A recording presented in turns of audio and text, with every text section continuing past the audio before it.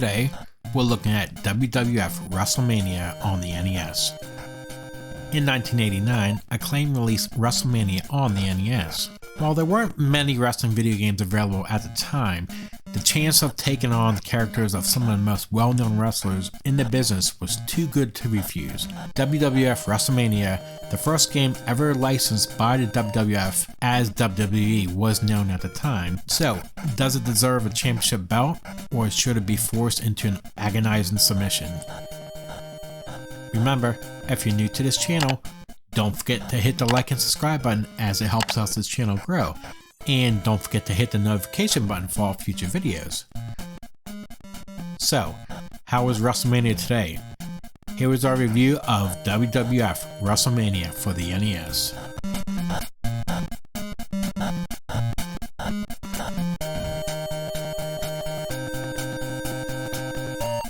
Now, the game has no story. You won't find any unbelievable soap opera quality storylines between the matches like you would in most real life wrestling matches. The game is essentially just a one fight after another, for better or worse. It might have been beneficial to include some sort of narrated or rivalry building elements in between. Due to the absence of variety of match types which any wrestling game today includes, there is only one-on-one fights or tournament.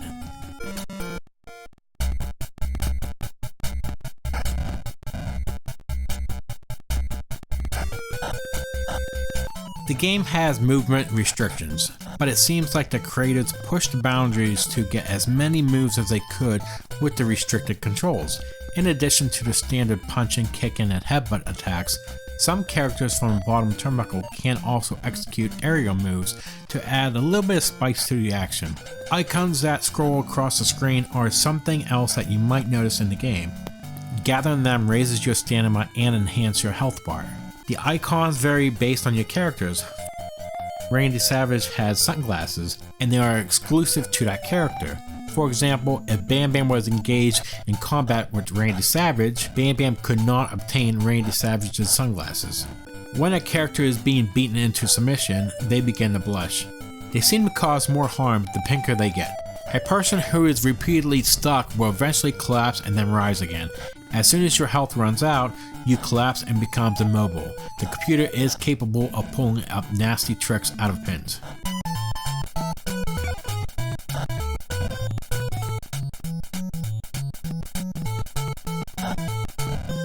The graphics are simple. You get the ring with a black background. Sadly, there isn't a crowd to inspire you. The developers made an effort to replicate the on-screen wrestler's face, but overall the colors are simple and not the most eye-catching on the system.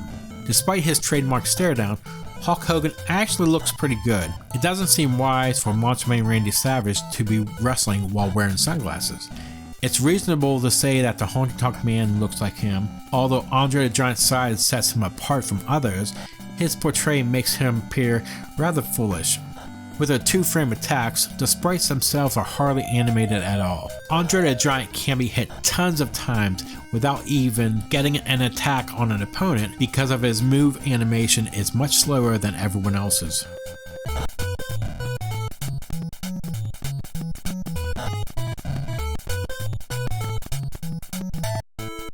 For the most part, I enjoy the songs. Since this is the first time Real American has appeared in a console NES game, it's not too annoying. I would definitely sing along to I'm a Honky Tonk Man if I knew the words to the $1 Million Man's theme song, as it truly draws me into the game. There aren't too many sound effects, and what little sound effects there are, the sound effects sound dated, more so than other games released as early as in 1989. And I feel like they belong more on an Atari 26 game.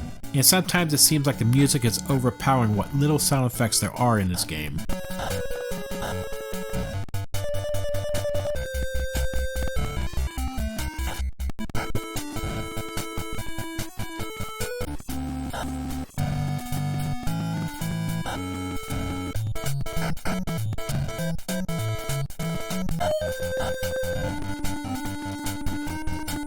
Overall, WWF Wrestlemania's NES debut was forgettable and did not leave a lasting impression on players. It's unfortunate because the game had a lot of potential and was based on two popular childhood pastimes, Nintendo and wrestling. The game lacks a story mode, and more wrestling moves would have been nice. It is a forgettable button mashing game. It's good that 6 players could theoretically play the game if you have enough people, but Pro Wrestling, which was released 2 years before this, was released and was generally a much better effort without the use of licensed characters. If you're a casual wrestling fan looking for a fun experience on the NES, pick up Pro Wrestling instead and give this a 1-2-3 pinfall it deserves. Collectors may want this for the nostalgia's sake and to see how the genre has evolved in the years since its release. WrestleMania for the NES is getting a 5 out of 10. What did you think about WWF Wrestlemania for the NES? Please leave comments below to share your thoughts. That would do it for this episode. Remember to like and subscribe if you like this review, and please leave comments below to share your thoughts. Thank you for watching, and I'll see you here on the next episode. Have a great day.